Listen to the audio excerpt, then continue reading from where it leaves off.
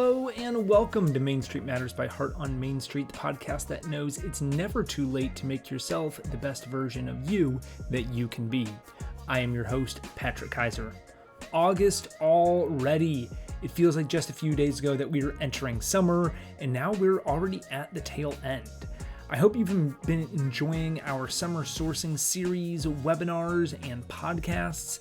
These are intended for retailers to help them explore 3 common ways to find and buy products for their stores. While really no one way is perfect, so we want to lay out the information for you to allow you to understand what would be best for each individual in each situation. So far, we looked at buying during trade shows and buying from a sales rep who comes and visits you in your store. Later this month, we're going to be talking about buying from a wholesale marketplace, specifically Faire.com, which has become a behemoth in the online world for retailers. We'll actually have a representative from Faire, Rachel Thomas, on to talk about Faire, the data that it has, the algorithms that it compiles, and how they're able to use that to create a customized shopping experience for retailers. So I'm really excited about that because they're such a new but massive part of the wholesale selling experience.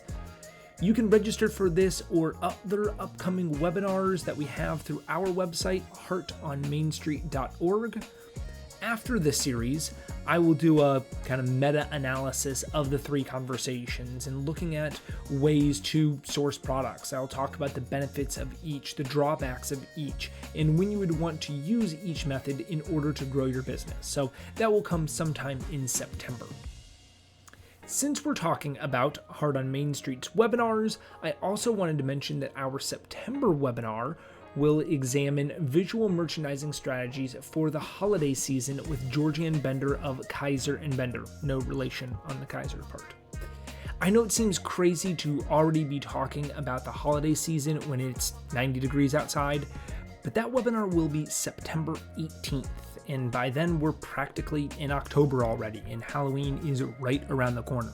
Like, I know that's how a calendar works, but my gosh, that seems nutty to already be focused on and getting ready for Halloween and then Christmas. So this webinar, while it seems early, is perfectly placed to discuss how to get ready for the holidays and what fun things that you can do in your store to make you stand out from the crowd. Again, you can register for that by visiting heartonmainstreet.org. So a lot of great educational content is coming up, and we would love to have you join the webinars and take advantage of these great resources. For today, though, we're getting back out on the road to talk about a community that I visited for our Main Street Monday in June of this year. Admittedly, I have slowed down on Main Street Mondays recently. There's not really a major reason for that other than I've been busy with trade shows and meetings, and I just haven't had a chance to plan out visits as much this summer. However, today we will talk about a community that I was invited to by their Downtown Management Corporation. In planning for my trips, what I do, I usually Google the town, I go to the maps and then into the Google Street View, and I drop the little person on there and walk around the area so I can get a good feel of the downtown area and where I might want to go, and so I honestly don't get lost while I'm walking around. From there, I will research the town itself and learn about its history, and then search the Chamber of Commerce page or some of their pages like their Main Street organization or a downtown development group to find independent retail shops for me to contact and eventually visit. When I Googled this town and then went into the street view of the community, my first impression was that it was a very new downtown, or at least one that had been recently expanded. The buildings looked fairly new, both in architectural style and wear and tear on them. There seemed to be more modern apartments and multi-unit living spaces surrounding the downtown and above the main commercial buildings. The sidewalks and streets just seemed to be of more modern construction. And this was nice and refreshing. Often my Main Street Mondays take me to more historical downtowns, where essentially the opposite of what I just said is true. You can look at buildings and tell that they were built in the 1800s. The downtown is surrounded by single-family homes, and the space above the first floor storefronts is generally offices or space for other small businesses. Many historical downtowns struggle with not having enough walking spaces or adjusting to a car-centric culture that has developed since they were constructed. So I initially saw this as a nice divergence from my usual historic downtown visits. I was planning out questions in my head about why this spot was chosen for a more modern downtown structure, what had been done in order to create this space. Did they have to take away homes that were here? What was here before? Why did they choose to build a more traditional downtown instead of what most areas have done is build like strip malls or things like that? But when I got to my research phase, I was hit with a little bit of a conundrum. This is a historical downtown. The town itself dates back to the 1830s. The first major construction projects in the areas began in the 1840s and continued in the 1860s. The beautiful downtown theater here dates back to the 1920s. So I was left with many questions. Is it old? Is it new? Did the architects have some premonition about what 21st century architecture would look like? What is the truth here? Well, the truth, as it always seems, is a little bit of everything, except the thing about the architects having premonitions about what it would look like in the 21st century. So in this episode, we are going to explore how this area was able to invest back in itself and breathe life back into its downtown, and what that's done for the downtown community of Downers Grove, Illinois. Downers Grove, or Downers as the locals call it, is a western suburb of Chicago, located about 22 miles away from the big city. Like some other western Chicago suburbs that I have featured in the past, like Hinsdale and Elmhurst, the downtown is bisected by a railway. This is common amongst Chicago suburbs. The public transportation system, not only throughout the city of Chicago, but also extending into the suburbs, is really quite developed. It creates a natural environment for people to take the train to work in the mornings and take it home at night. It could be 23 minutes each way from here in Downers if you can catch the express. It allows for residents of one community to jump on the train and take it maybe just a few stops to visit another community. The train brings people, it brings commerce, really together easily. And this generally brings money along with it. Because of this, downtowns were planned out and have developed along these train routes. Each stop, you find a nice local train station, and then shops, restaurants, coffee shops, and other businesses within walking distance of that train station. So this fact in and of itself should have been an indicator to me that downtown Downers Grove is more of a historical downtown. The prime real estate along the train lines was developed over 100 years ago. Yet again, it doesn't appear that way. So what happened in Downers Grove? Why was I fooled into thinking that this was a downtown built within the past 30 years and not in the last 130? This really goes to a major renovation that the city undertook in 2001. They recognized the need and importance of revitalizing their downtown to attract new businesses and to keep the existing businesses that they had in place. They wanted to make it a destination for people of the Chicagoland area to come and visit and shop and eat and spend time. Downers Grove started with the stuff that we wouldn't necessarily consider sexy, but it's absolutely necessary in order to modernize an area that's over 100 years old. When a good portion of the downtown was developed, the town's population was less than 2,000. By the year 2000, the population had grown to nearly 50,000 people. Many infrastructure elements of the town were not made to service a population of that size. This meant that some basic improvements needed to be made to the sanitary sewer systems, the water mains, and the underground utilities. These all needed to be improved, enlarged, and modernized to fit a significantly larger population. New storm sewers were put in place as well to help eliminate water runoff and prevent the streets from flooding after heavy rains. The town then went to work on more visible aspects of the city. They made new sidewalks, which were wider to accommodate more people. They also worked on crosswalks in the areas around them to make them safer for pedestrians. This is an important element that is often overlooked. We think of sidewalks as the area where people walk around buildings and crosswalks where you cross the street. These are simple and relatively non-glamorous spaces. However, so much can be done to improve the basic model. Extending the curb out into the street even a few feet provides pedestrians significantly more visibility to drivers.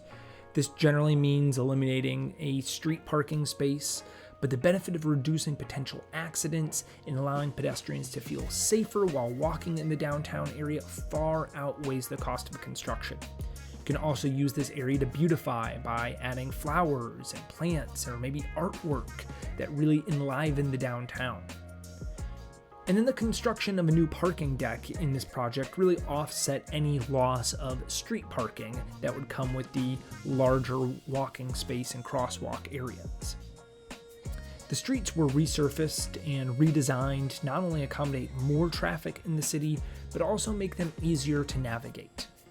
This in particular was not easy for the businesses of downtown Downers Grove. This was a major construction project that took years to complete. Looking back at old articles in the Chicago Tribune, you can read about retailers lamenting the changes because of the loss in business.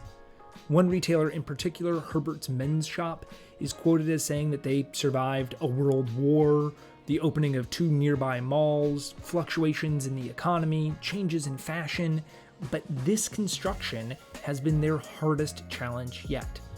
The detour signs kept walk-in traffic, the lifeblood of an independent retailer, especially back in 2001, at bay. Some retailers in the same article are quoted as saying that their sales dropped each year of construction. And again, it was a multi-year project. So I bring this up as a counterbalance to what is seen now. Now it is a beautiful downtown. It attracts people, both residents and those who want a good local place to shop and eat and drink. It is an area where restaurants and businesses and retail stores can flourish, but there were hardships to get to this point. Herbert's Men's Shop lasted another 6 years after the end of the construction, but it did eventually close the business. That building was remodeled and a restaurant was put into place, and that has been there since 2008. Downer's 2001 project also included installing new signage throughout the downtown to guide shoppers and visitors to different sections. They installed park benches and invested in landscaping to beautify the city. All of these elements were aimed at attracting people and businesses to downtown Downers Grove. People like to go to places that are pretty and that make you feel welcomed, and these renovations really did just that. But the biggest visual change to the downtown area is the one that fooled me on the Google Street View. It was the renovation and rehabilitation of the building facades throughout the downtown. Older buildings have a look and feel to them that's just different from modern day constructions. After visiting nearly 50 downtowns through Main Street Mondays, I feel comfortable saying that when I look at a building facade, I can generally pinpoint the area in which it was built. Just like fashion, there are architectural fads that come and go. Buildings built in the 1880s look different than those built in the 1930s, which look different than those that are built in the 21st century. And I've been to many historical downtowns that have undertaken measures to preserve their historical buildings. This usually entails a new coat of paint, work to fix parts of the brickwork that might be crumbling, work on the roof to repair areas that are prone to leaking, installation of HVAC systems that were just not around 150 years ago, and maybe some major projects to fix foundational flaws that have caused the building to lean or sink into the ground. These efforts are usually aimed at the preservation of what already exists so that it can continue to exist and look like this for another 100 years. Even after all of the work that's done, you can still look at the buildings in those historical downtowns, see second-story bay windows or ornate embellishments along the top of buildings, or neon signs that advertise a bygone business, and tell when these buildings were made. Downers Grove did this in some areas. I immediately think of a large limestone building with a terracotta roof and decorative elements of wreaths and faces hanging above 4 windows that are separated by columns. It's a beautiful building in the downtown. And there's also the Tivoli Theater, which sits on the opposite side of the train tracks from a majority of the downtown area. And again, with a limestone facade, supporting columns, having decorative embellishments. The inside is even more gorgeous.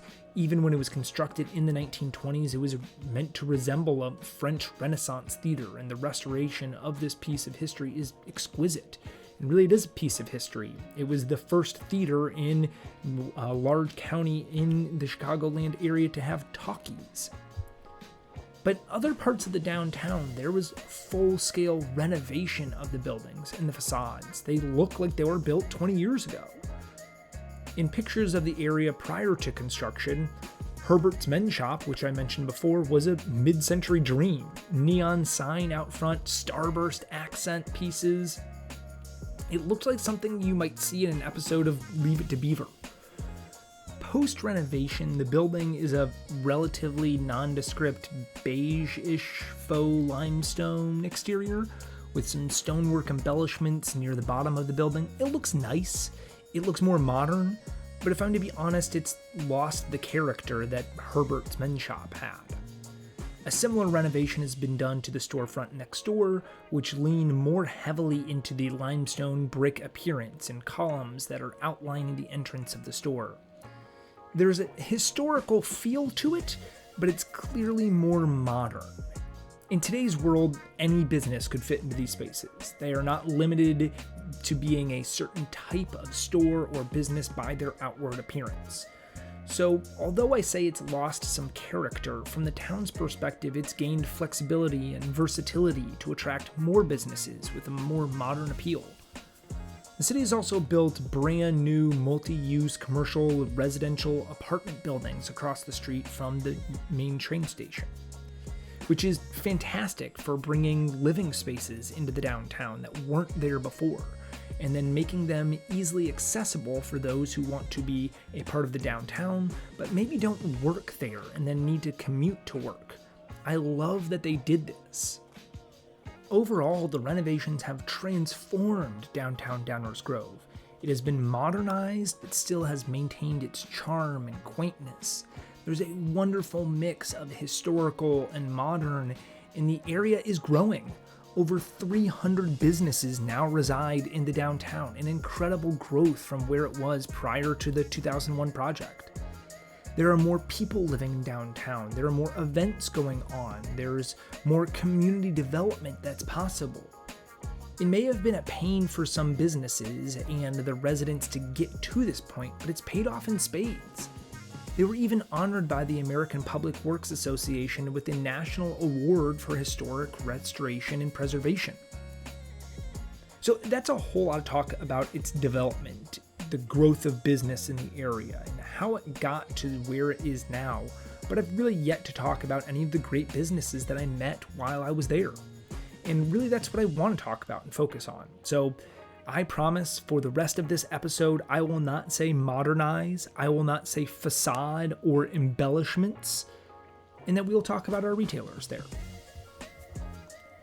As always, if you'd like to see these stores, you can check out our Instagram page at Heart on Main Street and find the Downers Grove highlight on our profile page and see many of the images of the stores that I visited.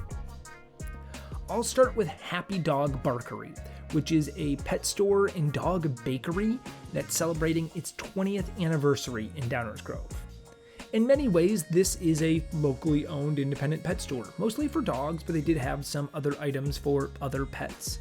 They had lots of dog toys, snacks, chew toys, they had bandanas, collars, name tags, dog clothes even. They had a whole section dedicated to racks of dog food. That in and of itself made for a pretty good independent dog store. But what made it even more amazing was they had a whole kitchen and essentially a bakery counter solely for dog cookies and cakes. It was awesome. They have different themes, like when I was there, it was Dino Days, where dinosaur cookies were the specialty. They had birthday-themed cookies and one that resembled tennis balls. One would be excused if the decorations of these cookies was subpar. They're dogs, after all. They're not going to complain that it didn't look great, but this wasn't the case. The effort that is clearly put into making these was tremendous. I'm not gonna lie, they look delicious. I did not have one personally, but the person I spoke to at the counter said that they're made with food-grade ingredients. She's tried them, they're edible for humans. But since they don't include things like salt and sugar and spices, humans generally consider them a little bit bland, which is fair enough. They're not made for us. But it was a really great shop. I loved seeing the care that they put into the baked goods and the service that they're providing for the community. While I was there, so many pet owners stopped in with their dogs to pick up a treat or pick up other things. They talked to the staff that was working there. They shared stories about their pets, and then they were on their way. It was a nice stop in and talk, but a community building. Everyone loves to talk about their pets, and Happy Dog Barkery was the perfect place to do so. My next stop was at My Special Toy Store, which celebrates its 10th anniversary this year. This was a wonderful little shop that had tons of stuffies, board games, puzzles, children's books, things for kids that are interested in science, interested in sports, interested in music. It really ran the full gamut for kiddos. You could twist and wind your way through the shelves and find things that piqued your interest, which is, for children, a large part of the fun. The world is new to them, and while they may have a tendency to like one thing more than another, they can be exposed to so much else and find new passions. The layout really encouraged their exploration. When I spoke to the staff, it was interesting to hear the store's history. The building had once housed a pharmacy, and some of that was apparent within the decor. White paneling along the exterior walls for shelving did very much resemble a local pharmacy once it was pointed out. But what I found most interesting was the staff's pride in how they talked about how they survived COVID. This is a topic that I'm always interested in knowing about, but the further away we get from those lockdowns, the less in-store memory that exists. In many places, the staff is not the same staff that worked during that time, or it's almost become taboo to speak of those days. However, retailers had to turn on a dime to change their business model, and I loved hearing about what they needed to do or what product category saved them during this period. In the case of My Special Toy Store, they turned what they thought might be an anchor into their life preserver. The day before everything shut down, they received a gigantic shipment of products that they had ordered during the January markets. So all of a sudden, they were sitting on a ton of inventory with no way to move it. Thankfully, in that shipment were puzzles and crafts, the perfect products for people that are stuck at home. The staff created window displays featuring all the available options with numbers beside them. People could call or message them with a number and then pick up the items curbside. They moved inventory fast. Quickly, their social media posts became about what we only have this amount left. We're sold out of these items. And I love hearing these stories. I love knowing the ingenuity of the independent retailer when their back is up against the wall. I hope, though, that we learned things from this time and continue to implement some of these strategies that worked really well to continue to build independent retail businesses. I also stopped by a few boutiques. One was called Adorn 512. This store was spread out over two connected storefronts. It was unique in that the two sides of the store were really drastically different from one another. The one side specialized purely in jewelry. There was jewelry designed by the store owner, some larger brands, a DIY charm bar, and thematic jewelry related to the Taylor Swift Eras tour. They also had a permanent jewelry station and did piercings as well. This was the original part of Adorn that opened in 2018. They've since expanded to the storefront next door, as I mentioned. This expanded section is really more focused on gifts and fashion, and very different from the jewelry side. They carried clothes as well as candles, cosmetics, drinkware, stickers, and stationery. The owner also has their own craft cocktail infusion kit named Lou's Libations. These are becoming more and more popular. You've probably seen the mason jars filled with sugar cubes and dried fruits. You just need to add alcohol and let it marinate to create your own at-home cocktail. I loved the original concept for the store and its expansion into the gift and fashion channels. The store tends to trend younger towards the younger millennials and Gen Z, both into jewelry and fashion. For a store that's been in business now 6 years, this is a great expansion of their business. And they've been so successful that Adorn just opened up a second location in the town of Elmhurst as well. Another boutique that I visited is called Evelyn Jane. This is a home, fashion, and gift boutique that has been in business for 11 years. They also have a sister store called Sweet Jane that's more focused on mom and baby products. Sweet Jane was closed on the day that I visited, so I was not able to experience that store, but Evelyn Jane was open. Evelyn Jane is well merchandised, it has great displays that are set up throughout the store. It's structured in a way that really encourages the shopper to go from display to display in a circular pattern throughout the store's footprint. From a style standpoint, it tended to cater more towards the older millennial or Gen X crowd.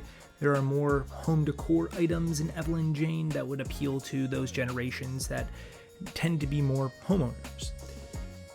This was also a store that had a lot of Downers Grove and Illinois representation in it. I've mentioned in the past that I always try to find a store that celebrates the local community, either through decor pieces like pillows or apparel. Sometimes it's even candles with the zip code on it or named for something distinctive to the town.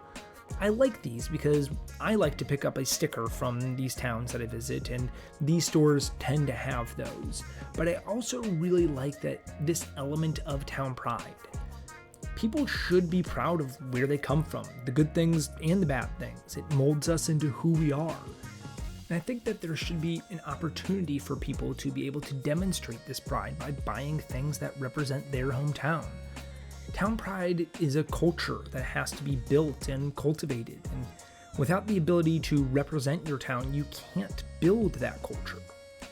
So I was very happy that Evelyn Jane was there to support their town, because Downers Grove is a wonderful town and it should be supported and the residents should be proud of it. There were many stores that were closed or that I could not get to in my time there. In Downers Grove, there's a running store called Peak Running that focuses on trail and road running. This has several locations throughout the Chicago area. Anderson's Bookshop is a 150-year-old independent bookstore company, which I visited their original location when I visited Naperville. I actually thought they had more locations, but it turns out it's really just Naperville and Downers Grove. There were stationery stores and board game shops, record stores, card shops. It was a wonderful diversity of retail that again speaks to the success of this downtown. If there were less successful and fewer businesses, you'd likely not see this diversity. It wouldn't support them. But with so many people coming to Downers Grove to shop and eat and be with their community, you can find a wide variety of retail. So for today, that is a wrap on Downers Grove. I hope you've enjoyed this episode as much as I've enjoyed bringing it to you. If you'd like me to come visit your town, let me know. You can email me at contact@heartonmainstreet.org. I would love to see where you live. Stay safe, have a great weekend, shop small, and I'll see you all next week. This episode was written, produced, researched, and edited by me, Patrick Kaiser. For more information on Heart on Main Street, you can visit our website, heartonmainstreet.org.